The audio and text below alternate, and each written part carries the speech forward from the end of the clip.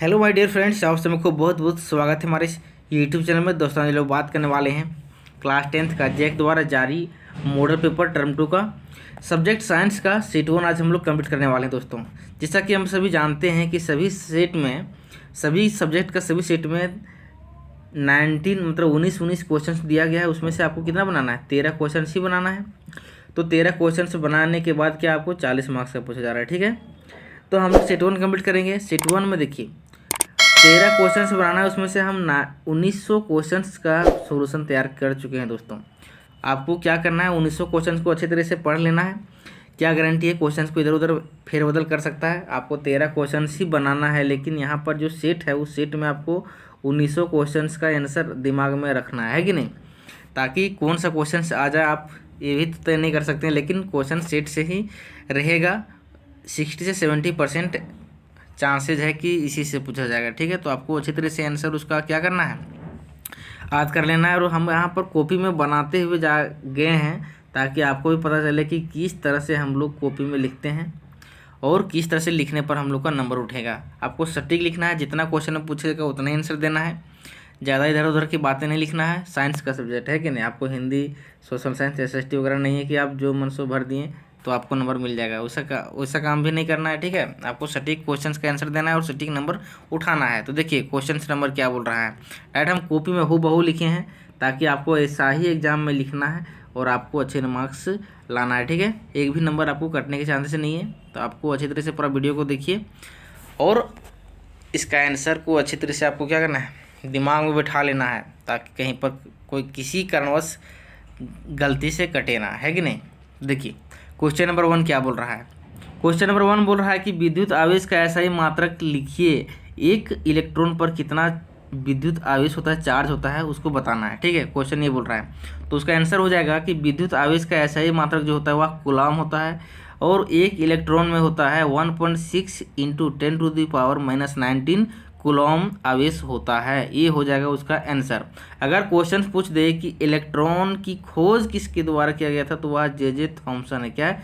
J Thomson जी के द्वारा electron की खोज किया गया था। तो क्वेश्चन नंबर 1 कंप्लीट हो गया।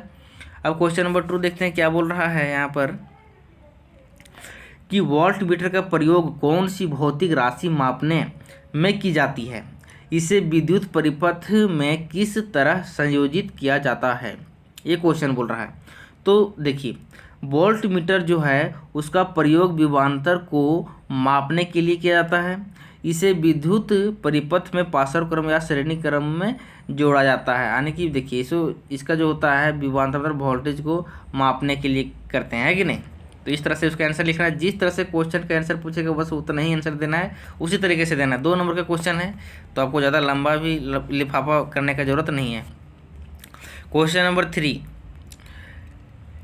इसमें बोल रहा है कि एक ऐसी धातु का उदाहरण दीजिए जो कमरे के ताप पर द्रव की अवस्था में पाया जाता है। बहुत ही कॉमन क्वेश्चन है कि नहीं, जो सभी के दिमाग में आ जाना चाहिए। हम लोग पढ़ते आ रहे हैं बार बार कि पारा एक ऐसा धातु है जो कमरे के ताप पर द्रव अवस्था में पाया जाता है। बस उसका एक ही लाइन का आंसर था। अब अगला क्वेश्चन है 4 नंबर, एल्काइन का सामान्य सूत्र लिखें। एल्काइन मतलब जनरल फॉर्मूला लिखने बोल रहा है। ठीक है, ऐसे होता है अल्केन, अल्किन, एल्काइन होता है ना, तो उसका फॉर्मूला देखिए। अल्केन का हम बता देते हैं। अल्केन का होता है CnH2n+2, उसमें 2 जोड़ता है। अल्केन मतलब AN, अल्केन लगाता है उसमें। ठीक है, ANE लगता है। अब अल्किन का पूछेगा जिसमें ENE रहता है, उसमें लगता है CnH2n, इतना ही फॉर्मूला होता है उसका। ठीक है, अब अल्काइन में इसमें YNE लगा हुआ रहता है, उसमें होता है देखिए ये फॉर्मूला होता है CnH2n-2 होता है अल्काइन का। ठीक है, तो इसको याद रखना अच्छी तरह से, किसी एक पूछ सकता है। क्वेश्चन नंबर 5 बोल रहा है यहाँ पर कि जो मेंडल ने अपने प्रयोग के लिए किस पौधे को चुना। मेंडल जी ने अब जो प्रयोग किया था तो किस पौधा का चुना था, तो इसको अच्छी तरह से याद रखना है कि मेंडल ने अपने प्रयोग के लिए मटर के पौधे को चुना। किसको चुना था? मटर के पौधे को। ठीक है, तो इसका आंसर इतना ही हो जाएगा। अब 6ठा नंबर देखते हैं। 6ठा नंबर क्या बोल रहा है कि एक जैव निम्नीकरण पदार्थों का उदाहरण है। अच्छा, जैव निम्नीकरण, ठीक है, मतलब जो क्या होता है कि अच्छी तरह से सड़ गल जाए, जिसको जब मतलब निम्नीकरण क्या हो गया, पदार्थ वैसे पदार्थ का नाम लेना है जो क्या हो जाए, सड़ गल के क्या हो जाए, मिक्स मिट्टी में बदल जाए, बस वही दिमाग में रखना है। तो देखिए यहाँ पर देखिए कागज़, लकड़ी, सूती कपड़ा, इस इत्यादि क्या है, इससे भी बहुत सारे ऐसे पदार्थ है जो क्या करते हैं कि मिट्टी में परिवर्तित हो जाता है। जैसे अब मान लीजिए प्लास्टिक, प्लास्टिक क्या है, ये मिट्टी में परिवर्तन नहीं होता, जेब नहीं हो गया, अजैव हो गया है कि नहीं। तो इसको याद रखना है दिमाग में। तो जेब पूछा तो जेब में इतना ही सारा एग्जाम्पल लिख देना, बाकी हो गया। क्वेश्चन नंबर 6 कंप्लीट हो गया। अब क्वेश्चन नंबर 7 का देखते हैं। 7 में क्या बोल रहा है, बोला कि उत्पादक अपनी ऊर्जा के लिए किस पर निर्भर होते हैं। उत्पादक जो होता है, देखिए उत्पादक और उपभोक्ता दो चीज़ होता है। तो उत्पादक जो मतलब उत्पादन करता है, और उपभोक्ता जो क्या करता है, उसका उत्पादन जो किया जाता है उसको उपभोग करता है, मतलब खाता पीता है, उसको दूसरे श्रेणी में आता है कि नहीं। तो देखिए हम लोग जो मनुष्य है, मनुष्य क्या है, उपभोक्ता है। क्या है, उपभोक्ता है। मनुष्य खाता है, मनुष्य जो दाल चावल अन्न जो खा रहा है, चावल तो चावल क्या अपने से नहीं डायरेक्ट चावल आता है, हम लोग क्या कुछ करते हैं, वो किसी दूसरे के द्वारा दिया हुआ चावल हम लोग खाते हैं कि नहीं। जैसे धान, धान द्वारा क्या है, धान उत्पादक है, वह क्या करता है, चावल उत्पादन करने का काम करता है कि नहीं। उसी तरह से गेहूँ, हम लोग डायरेक्ट रोटी खाते हैं तो क्या रोटी हम लोग क्या है, हम लोग उपभोक्ता हैं, दूसरे पर निर्भर करते हैं कि नहीं। वो निर्भर नहीं रहता है। उत्पादक क्या है, अपने आप पर निर्भर रहता है। देखिए उसको क्या क्या ज़रूरत पड़ता है, किस पर वह निर्भर होता है, ठीक नहीं। तो उसको आंसर लिखना है, उत्पादक जो होता है अपनी ऊर्जा के लिए जल, सूर्य का प्रकाश, क्लोरोफिल, कार्बन डाइऑक्साइड पर निर्भर रहता है। ये सारे आंसर लिखना है, मतलब किस किस पर वह निर्भर रहता है, ठीक है। हम लोग तो डायरेक्ट इन्हीं लोग पर निर्भर रहते हैं कि चावल अगर नहीं होगा तो हम लोग खाएंगे क्या। हम लोग तो सूर्य के प्रकाश लेकर के हम लोग रह पाएंगे, क्लोरोफिल हम लोग मिलेगा तो रह पाएंगे, कार्बन डाइऑक्साइड लेके रह पाएंगे, मर जाएंगे, है कि नहीं। तो ये सब ध्यान में रखना है। हम लोग क्या है, मनुष्य जो है उपभोक्ता हैं, हम लोग खाते पे खाली दूसरे को दिया हुआ धन हम लोग खाते रहते हैं कि नहीं। अब 8 नंबर देखते हैं। 8 नंबर क्या बोल रहा है यहाँ पर, 1 एम्पियर की परिभाषा लिखिए। एम्पियर की क्या लिखना है, एक परिभाषा लिखना है। 1 एम्पियर किसे कहेंगे, 1 एम्पियर किसे कहेंगे उसका परिभाषा लिखना है। किसी परिपथ में धारा की जो गणना करें, उस गणना करना है, धारा मतलब उसमें कितना करंट जा रहा है, करंट निकालना है कि नहीं। तो इससे होकर गुजरता है, क्या बोल रहा है इधर, यदि 500 कूलम आवेश 10 मिनट में इससे होकर गुजरता है तो उस धारा की गणना करें, मतलब धारा कितना जा रहा है कि नहीं। अगर क्वेश्चन यहाँ पर पूछ दे रहा है, देखिए 1 एम्पियर पहले किसे कहते हैं उसको आंसर दे देंगे। जब किसी चालक में 1 सेकेंड में 1 कूलम आवेश क्या करता है, प्रवाहित करता है, तो उसे हम लोग 1 एम्पियर विद्युत धारा कहेंगे, ठीक है। मतलब 1 सेकेंड में 1 कूलम जब क्या करता है, धारा प्रवाह कर देता है, तो वैसे चालक जब किसी चालक में, तब हम लोग कहेंगे उसको क्या कहेंगे, विद्युत 1 एम्पियर विद्युत धारा उसमें पास हो रहा है। तो यहाँ पर क्वेश्चन आ गया एक कि 500 कूलम कितना है, 500 कूलम पास हो रहा है उस चालक में, और कितना मिनट में, 10 मिनट में। तो बताइए कि उससे में करंट कितना जा रहा होगा, मतलब उसका धारा कितना के स्पीड से जाता होगा, है कि नहीं। तो करंट निकालना है। तो देखिए तो जो आवेश है वह क्यू है, चार्ज है कि नहीं, क्यू है 500 कूलम, और टाइम दे दिया है कितना, 10 मिनट। तो उसको सेकेंड में बदल देंगे, क्या हो जाएगा, 10 × 60 सेकेंड, तो हो जाएगा 600 सेकेंड। अब हम लोग जानते हैं फॉर्मूला होता है कि Q इक्वल मतलब I इक्वल टू Q/T होता है। क्या होता है, Q/T होता है, ठीक है।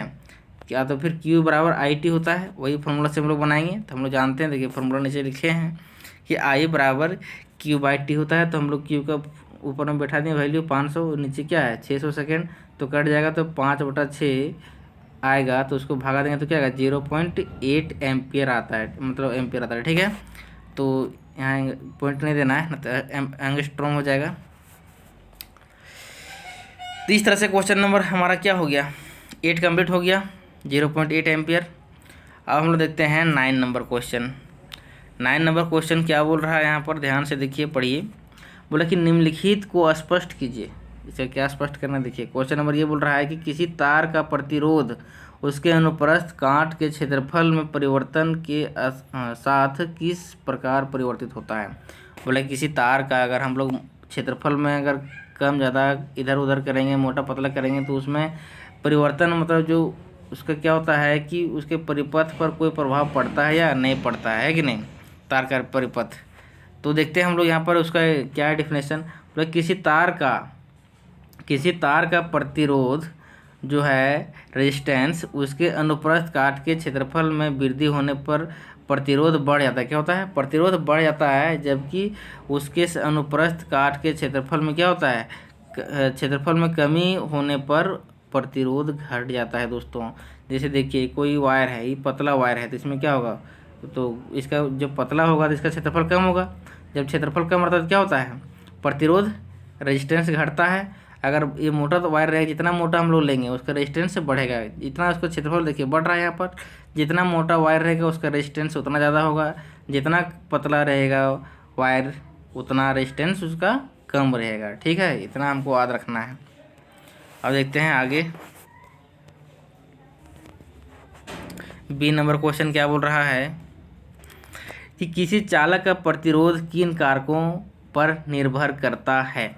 क्वेश्चन ये बोल रहा है कि अगर किसी चालक का प्रतिरोध मतलब उसका रेजिस्टेंस जो होता है वह किन किन कारक मतलब कि क्या क्या फैक्टर है उस पर वह निर्भर करता है।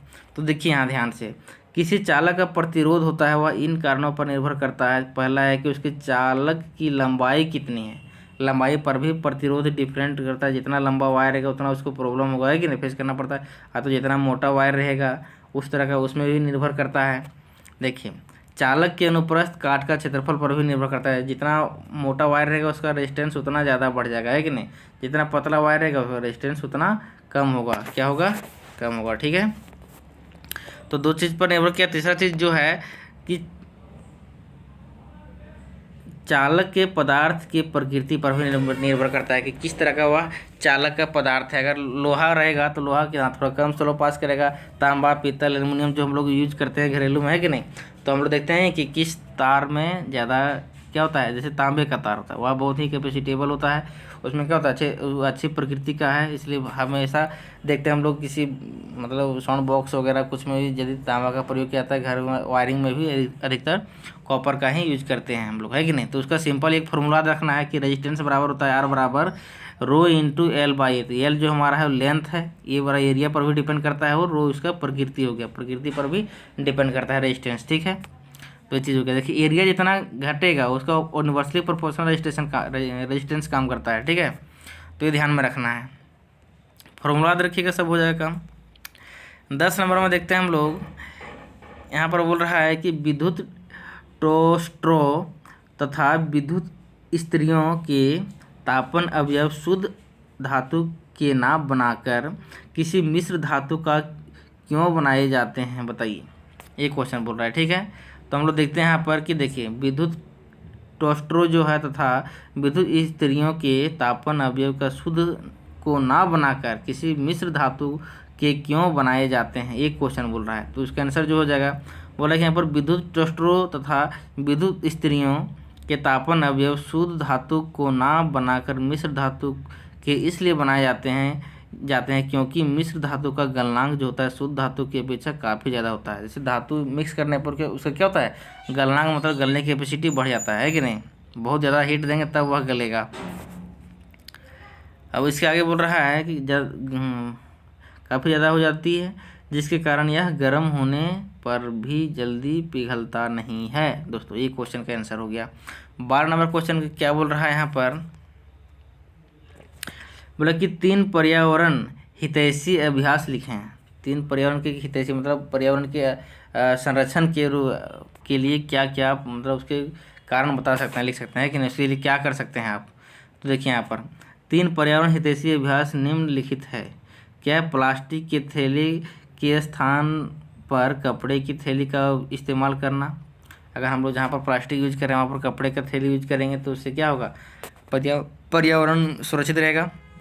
दूसरा में बोला कि गाड़ी की अपेक्षा साइकिल का प्रयोग करना, है कि नहीं। आज के ज़माने में देख रहे हैं कि हमेशा साइकिल से ज़्यादा गाड़ी हो गया है, तो गाड़ी के कारण से क्या होता है, पर्यावरण हमारा दूषित हो रहा है। तो उसके जगह पर हम लोग साइकिल को बढ़ावा देंगे तो क्या होगा, पर्यावरण की कमी मतलब पर्यावरण सुरक्षा के तौर पर हम लोग उसके हितैषी के रूप में बोल सकते हैं। तीसरा में देख रहे हैं हम लोग कि हर जगह क्या होता है, कूड़ा कचरा फेंका जाता है। तो हम लोग क्या करना है, एक जगह जमा करना है ताकि इधर उधर कुछ कूड़ा कचरा फेंकने से सभी जगह तो इधर उधर उड़ क्या होता है, हवा में इधर उधर उड़ के चल गया तो पूरा पर्यावरण दूषित होता है। तो कहीं एक ही जगह हम लोग क्या होता है कूड़ेदान में ही डालें, ताकि उसे कहीं और जाके फेंका जा सकता है। ये सारा 3 हमारे पास क्या है वो उपाय है। अब 12 नंबर क्वेश्चन देखते हैं। 12 नंबर बोल रहा है कि समजात अंग से आप क्या समझते हैं। समजात मतलब एक ही प्रकार के जात के अंग से क्या समझते हैं, इसका उदाहरण दें। देखिए, ऐसे अंग जो उत्पत्ति तथा रचना के आधार पर क्या होते हैं, समान होते हैं, पर कार्य में भिन्न भिन्न होते हैं, समजात अंग कहलाते हैं। जैसे जात मतलब कहने का मतलब एक ही तरह का वह उसका अंग मिल रहा है, लेकिन उसका कार्य जो है वह अलग अलग डिफरेंट है। ये चीज़ ध्यान में रखना, उसी को हम लोग बोलते हैं समजात अंग कहते हैं। ठीक है, जैसे देखिए पहला में है कि पंछी के पंख जो है होते हैं किसके साथ मिलते जुलते हैं, तो घोड़े के अग्रपाद मतलब आगे वाला पैर के जो होता है उसके मतलब उसके जैसा क्या होता है संरचना मिलते जुलते हैं। कि आप बाहर से नहीं बोले कि वो पंख है और ये घोड़ा का पैर है, अंदर से जो बनावट होता है क्या होते हैं एक ही जैसा होते हैं। ठीक है, दूसरा जो है किससे मिलता है, मनुष्य का जो बाजू है, शोल्डर है कि नहीं, तो बाजू जो बोल सकते हैं गाय के अग्रपाद मतलब आगे वाला पैर से मिलता जुलता है कि नहीं। तो ये सब क्या है, समजात है। तीसरा जो पॉइंट है वह पॉइंट है कि मेढक के अग्रपाद और पंछी के पंख क्या है, दोनों मिलते जुलते हैं। ठीक है, तो ये सभी क्या था, समजात का उदाहरण था। अब क्वेश्चन नंबर 13 देखते हैं। 13 क्या बोल रहे हैं यहाँ पर, परितंत्र में अपमार्जकों की क्या भूमिका है। परितंत्र में अपमार्जकों की क्या भूमिका है, तो देखिए अपमार्जक क्या भूमिका है तो देखते हैं। बोला कि परितंत्र में अपमार्जक मृत जैव अवशेषों का निपटान करता है। दूसरा यह कि यह मृत शरीर को अपने भोजन के लिए प्रयोग करते हैं। जो भी अपमार्जक जितने भी होते हैं वो क्या करते हैं, मृत शरीर का ही अपना भोजन के रूप में प्रयोग करते हैं, तथा वे जटिल पदार्थों को सरल पदार्थों में परिवर्तित करते हैं। कौन करते हैं, अपमार्जक। ठीक है, ये हो गया। अब क्वेश्चन नंबर 14 देखते हैं। 14 क्या बोल रहा है, अब देखिए समझातीय एकदम समझातीय श्रेणी क्या है, उदाहरण के साथ समझाइए। समजातीय श्रेणी मतलब एक ही तरह का जात वाला श्रेणी क्या है, उस क्या किसको कहते हैं, उसके बाद उसका कुछ उदाहरण देखते हैं। देखिए, ऐसा कार्बनिक यौगिक, ऐसा कार्बन का यौगिक जिसमें एक ही प्रकार के प्रकार्यात्मक समूह होते हैं, मतलब एक ही तरह का जो समूह लगा होता है उसी को बोलते हैं समजातीय क्या बोलते हैं, श्रेणी कहते हैं। ठीक है, जैसे यहाँ पर देखिए CH3OH, यहाँ पर OH एक समूह लगा हुआ है, यहाँ पर भी CH2H5OH लगा हुआ है, यहाँ पर देखिए मिथेनॉल, इथेनॉल, प्रोपेनॉल है कि नहीं। तो इसका नाम इसी तरह से देखिए, एक कार्बन को बोलते हैं मिथ, दो कार्बन रहेगा तो उसमें बोलेंगे ईथ, 3 कार्बन रहेगा तो प्रोप बोलेंगे। ठीक है, इस तरह से वहाँ पर एल्कोहल मतलब OH लगा हुआ है तो क्या हो गया,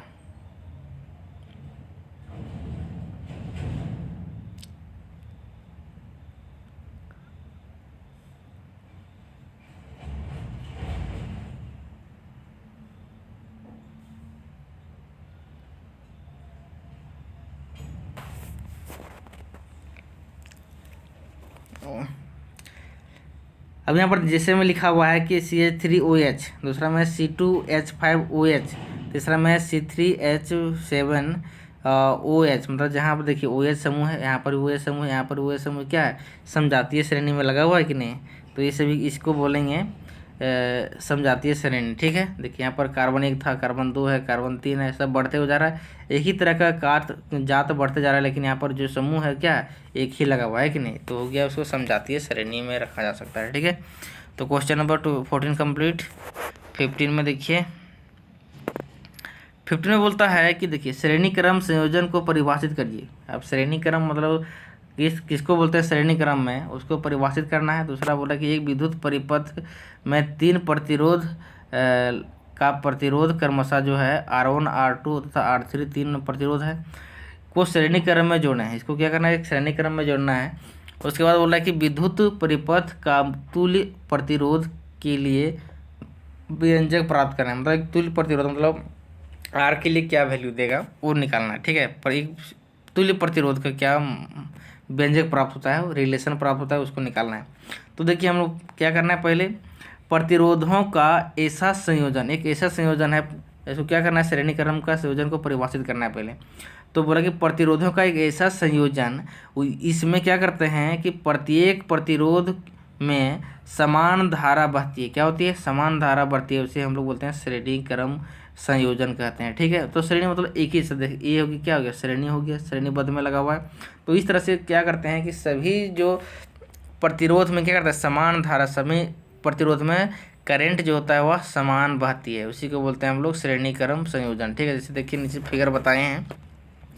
फिगर में हम लोग को साफ साफ दिख रहा है कि देखिए यहाँ पर एक रेजिस्टेंस यहाँ लगा हुआ है, दूसरा रेजिस्टेंस यहाँ है, तीसरा रेजिस्टेंस यहाँ पर है। उस समय देखिए वोल्टेज वाला भी लगा दिए हैं, विभवांतर भी लगा दिए हैं कि नहीं।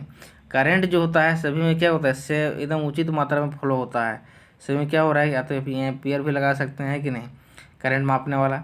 तो इस तरह से क्या होता है? यहाँ पर देखिए बैटरी लगा हुआ है, तो सभी में देखिए करंट जो है वो सभी में बराबर बराबर पास हो रहा है। यहाँ पर भी जितना यहाँ पर होगा उतना यहाँ पर होगा, उतना ही यहाँ पर होगा, तीनों जगह समान समान पास होगा। इस तरह से उसका एक फिगर बना देना है। अब देखिए यहाँ पर इसके बारे में कुछ लिख दिए हैं। यहाँ पर जो लगा हुआ है तीनों प्रतिरोध R1 R2 और R3 क्या है? श्रेणी क्रम में लगा हुआ, मतलब सीधा सीधा लगा हुआ है, जिसमें I जो है विद्युत धारा क्या करता है? प्रवाहित हो रही है। I क्या हो रही है? विद्युत धारा। जैसे I जो है ना वो करंट पास कर रहा है, उसको संकेत कर रहे हैं। यहाँ पर देखिए तो प्रतिरोध के सिरे पर क्या लगा? विभवांतर लगा हुआ है, जो V1 V2 V3 है। यहाँ पर देखिए फिगर में साफ साफ दिख रहा है। देखिए V1 V2 V3 ये सब है ना, ये सब क्या है? पर जो लगा हुआ है विभवांतर लगा हुआ है कि नहीं। अब आगे क्या करना है? हम लोग ओम का नियम जानते हैं, ओम का नियम सही बनाना है। ओम का नियम कहता है कि देखिए V बराबर विभवांतर बराबर होता है करंट इंटू रेजिस्टेंस को गुना करते हैं तो होता है V इक्वल टू IR होता है। ठीक है, ये फॉर्मूला इसी में सब पुट करेंगे। जैसे जब V1 के लिए निकालेंगे, विभवांतर 1 के लिए, तो हम I equal to resistance R1 हो जाएगा, V2 निकालेंगे तो IR2 हो जाएगा, V3 निकालेंगे तो IR3 हो जाएगा। तीनों रिलेशन से हम लोग प्राप्त क्या मिलता है? एक जो तुल्य विभवांतर था उसको हम लोग V माने, जो एक रिजल्ट जो मेन रिजल्ट जिसको देना है उसको क्या माने हैं? V बराबर। तो V बराबर V1 plus V2 plus V3 तीनों को जोड़ देंगे तो क्या निकलेगा? एक मेरा एग्जैक्ट विभवांतर निकलेगा, एक V निकलेगा, उसी को बताना था।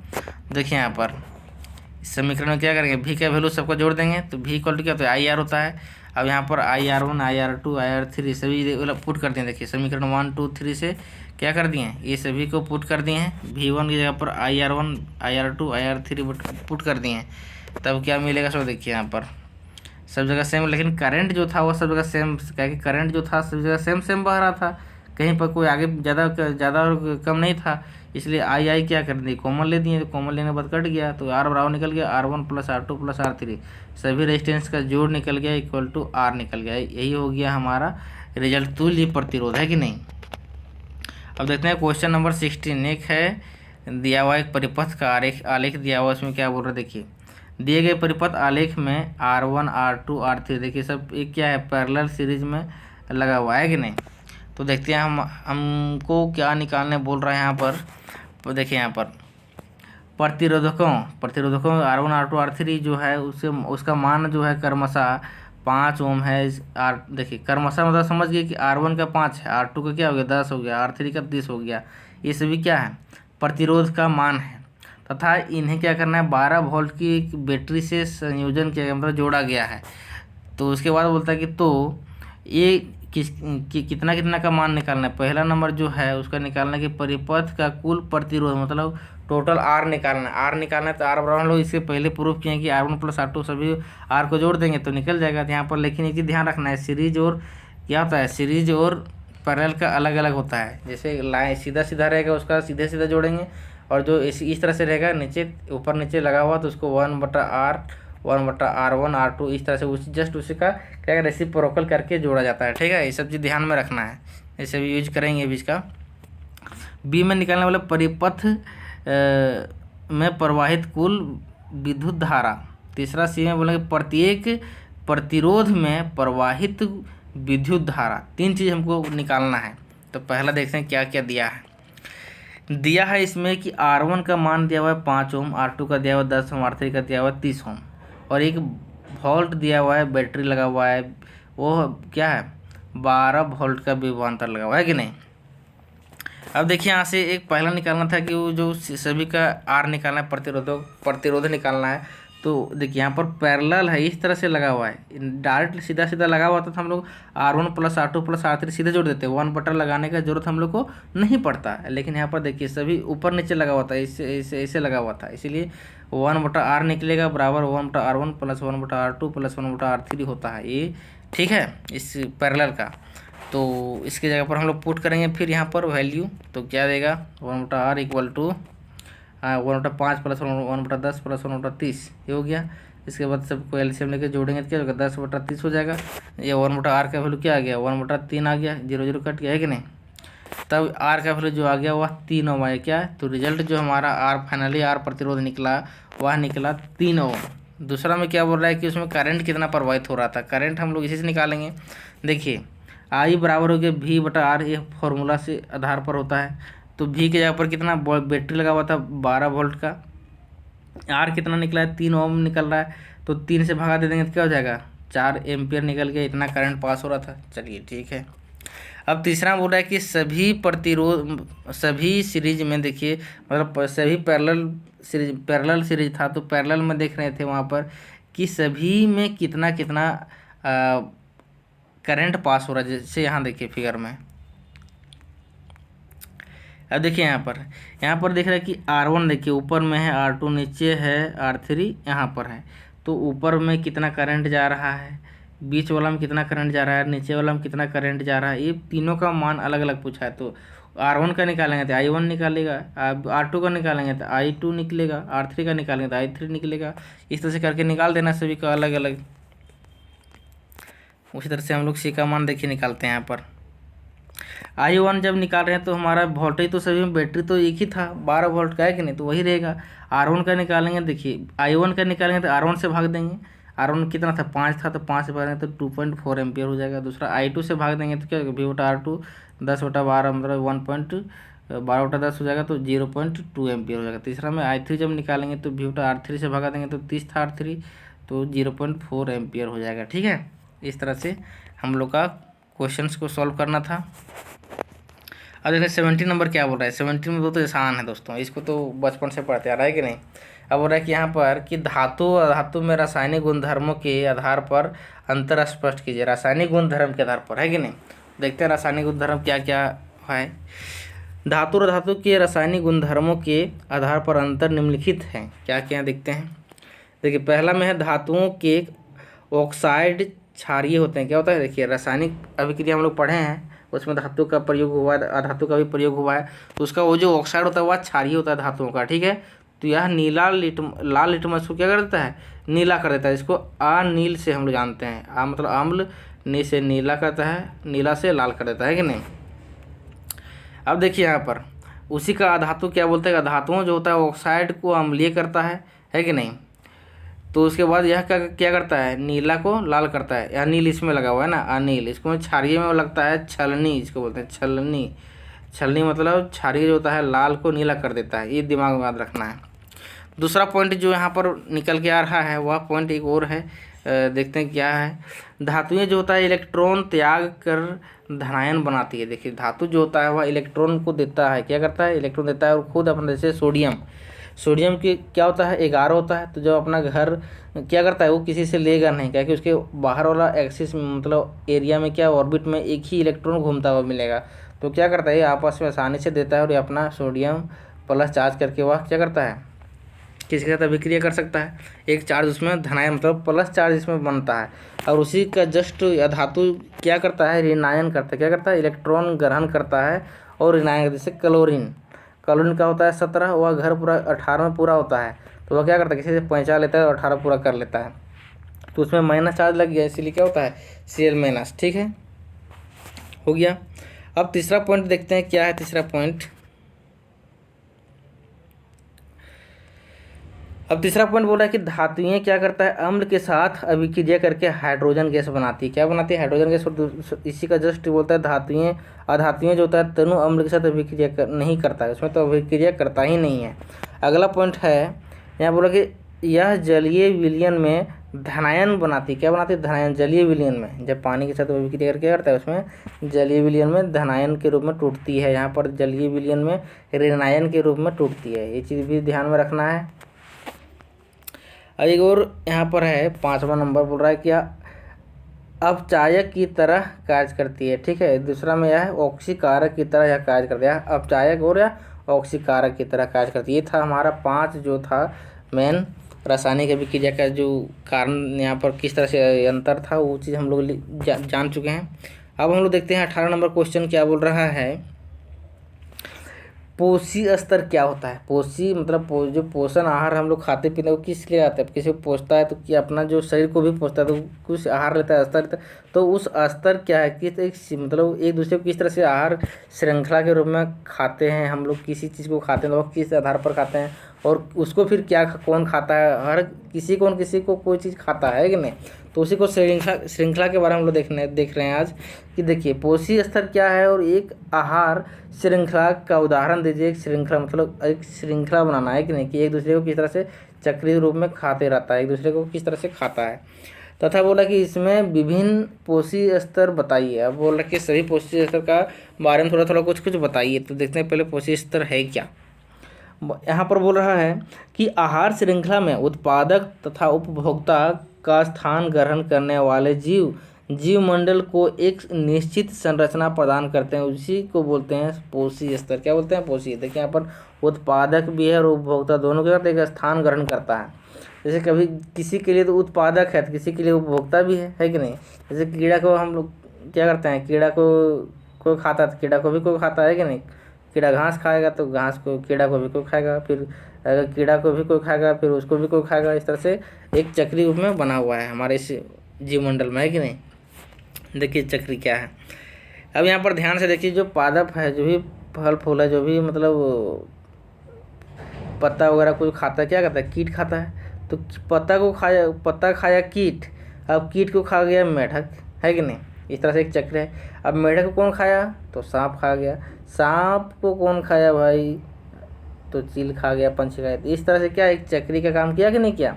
अब सभी चक्री के बारे में थोड़ा हम लोग बताएंगे। पादप क्या है, इसमें से पादप जो है प्रथम पोषी स्तर है। क्या सबसे शुरू में पादप था, जिसे क्या करते हैं हम लोग स्वयं पोषी करते हैं। मतलब ये पादप कुछ नहीं, किसी को नहीं खा रहा है, वह अपना पोषण स्वयं कर रहा है कि नहीं, स्वपोषी है वह। अब बाकी सब क्या है, ये दूसरे को मार काट के खा रहा है तो परपोषी हो गया, है कि नहीं। देखिए यहाँ पर, अब यहाँ पर द्वितीय पोषी स्तर में क्या आता है, कीट आता है जो पादप को खा रहा है। क्या खा रहा है, वह पादप को खा रहा है। तृतीय पोषी स्तर देख रहे हैं, तृतीय पोषी स्तर में मेढक है जो क्या करता है, कीट को खाता है, एक दूसरे को खा रहा है।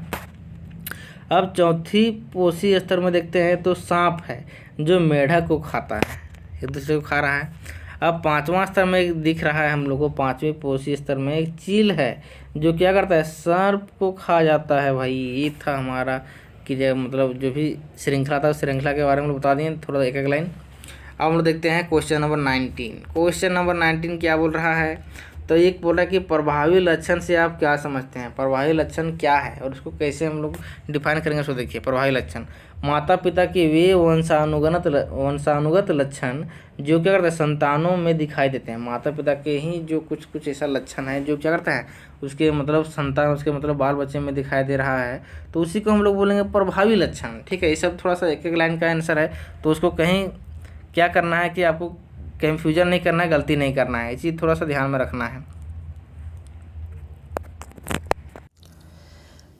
दूसरा में बोल रहा है, खा नंबर में बोल रहा है, यहाँ पर खा नंबर में बोल रहा है कि मेंडल के प्रयोग द्वारा कैसे पता चला कि लक्षण प्रभावी है या अप्रभावी होते हैं। दोनों जो लक्षण होते हैं प्रभावी कब होते हैं और कब अप्रभावी होते हैं, कैसे पता चला उसको मेंडल को जब प्रयोग कर रहा था उस टाइम। तो देखते हैं उसके प्रयोग के बारे में थोड़ा सा लिखना पड़ेगा। देखिए जब मेंडल किस तरह से प्रयोग किया था, जब मेंडल ने एक मटर के एक लंबे पौधे और एक बौने पौधे का संकरण कराया था, है कि नहीं। तो उसे प्रथम संतति पीढ़ी जो मिला, जब दोनों को संस्करण मतलब उसे जनरेशन जो किया तो हाइब्रिड बीज के रूप में प्रदान मिला। तो पहला पीढ़ी में हुआ, देखें F1 में सभी पौधे लंबे प्राप्त हो गए। जैसे उसको क्या मिला कि पहली जो प्रथम संतति मिला वह F1 के सभी मतलब जैसे एक लंबे पौधा था, एक छोटा पौधा बोना पौधा था, तो दोनों को जब उस संस्करण करके जब बीज को बोया तो उसके जो प्रथम बार जो बीज उगा वह F1 उसको डिनोट किया। उसमें सभी पौधे जो जितने भी उग रहे थे सब लंबे लंबे उग रहे थे, है कि नहीं, प्राप्त हुए। इसका अर्थ यह था कि दोनों लक्षणों में से केवल एक पैतृक लक्षण ही दिखाई दिया, मतलब दो, एक बौना था, एक छोटा था, एक बड़ा था। तो वहाँ छोटा वाला उसमें दिखा नहीं, बड़ा वाला दिखा है कि नहीं। तो वह क्या हुआ, दोनों लक्षणों में से एक ही लक्षण दिखाई दिया, केवल एक ही लक्षण दिखाई दे रहा था उसको, पैतृक लक्षण। उन दोनों का मिश्रण प्रमाण नहीं दिखाई दिया उसको, मतलब दोनों मिक्स करके कोई नया प्रमाण नहीं निकला, ठीक है। अब मटर मटर का तो मटर ही निकलेगा, लेकिन हाइट में एकदम पूरा सब लंबा लंबा निकलने लगा। तो यहाँ पर देखते हैं कि उसने जो किया, पैतृक पौधे और देखिए F2 पीढ़ी के पौधे को, जब F2 दूसरा जो पीढ़ी का पौधा दिखा तो उसमें स्वपरागण से उगाया। क्या किससे उगाया, स्वपरागण से उगाया। तो इसमें क्या हुआ कि इस दूसरी पीढ़ी के F2 में सभी पौधे लंबे नहीं थे। क्या थे, सभी पौधे लंबे। जब स्वपरागण से उगाया तो क्या हुआ कि वह सभी पौधे लंबे नहीं दिखाई दे रहे थे। इसमें 1/4 पौधे बोने थे, एक मतलब पूरे का 1/4 भाग क्या था, एकदम बोने बोने दिखाई दे रहा था। इस प्रकार मेंडल ने लंबे पौधे के लक्षणों को प्रभावी बताया और बोने पौधे के लक्षण को अप्रभावी कहा था, ठीक है। ये था दोस्तों क्वेश्चन नंबर 19 तक का सोल्यूशन हो गया। इस तरह से द एंड हो गया। आपको एकदम पूरा सटीक तरीके से और साफ साफ लिखना है आंसर, है कि नहीं, ताकि आपको फुल आउट ऑफ 40/40 कंप्लीट है। जल्द ही मैं सभी सेट का वीडियो अपलोड करूंगा, तो आपको कहीं नहीं जाना है, पूरा वीडियो को अंदर देखिए और अपना नोट्स भी बनाते जाइए साथ में। कब ना जाने कौन सा क्वेश्चन आ जाएगा एग्जाम में, तो आपको उसके लिए तैयारी प्रिपरेशन भी साथ ही साथ करते हुए जाना है। तो चलिए मिलते हैं सेट 2 में फटाफट।